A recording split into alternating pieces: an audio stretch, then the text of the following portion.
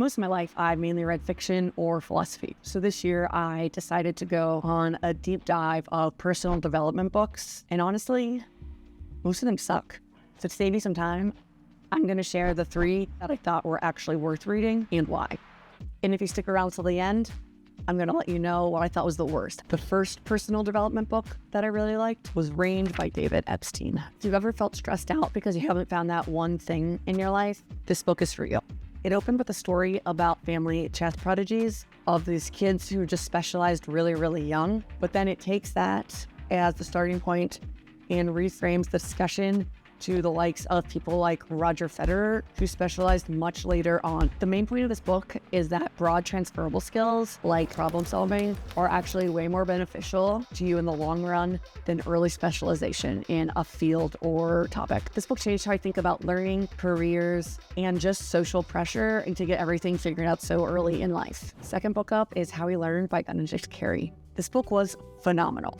I had so many just oh wow moments while I was reading it. It just does such a good job of pulling together decades of research on learning and memory. My main takeaway was that we learn best in short, repeated study sessions versus long, exhaustive ones, even if the total amount of time you've studied is identical. The book really recommends spaced repetition for a while in advance if you actually want to remember the information you're studying. And this has just been personally rewarding for me as I've been using the spaced repetition software Anki for the last year while learning Greek.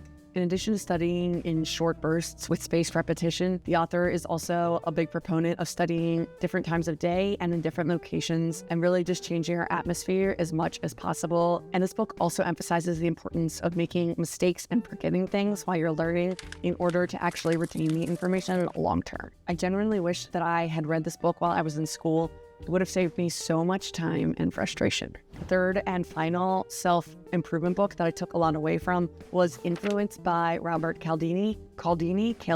This was probably my favorite of all the ones I read this year. And my friends could tell you that because I would not shut up about it when I was reading it. And honestly, I still bring it up constantly. The author breaks influence down into a few main principles like consistency, social proof, likability. But you should definitely read the book, so I'm not going to tell you them all. If you work in marketing like I do, you're going to recognize a lot of these, but it's really interesting to see the research and why behind them. But even if you're not in marketing, I highly recommend checking out this book just because it goes into a lot of the manipulation tactics people use nowadays, especially with all the scams, phishing emails, and just really bad faith salespeople. If you only read one of the books I've discussed, it should be this one. While I was writing the script for this video and reflecting on all the books, even though they're very disparate topics, I found that the thing that really stood out to me in all of these was all 3 of these books use research to convey their ideas, and none of the authors talk down to you. It comes across as information they've learned that they're just really excited to share with everyone around them. And they explain how things work,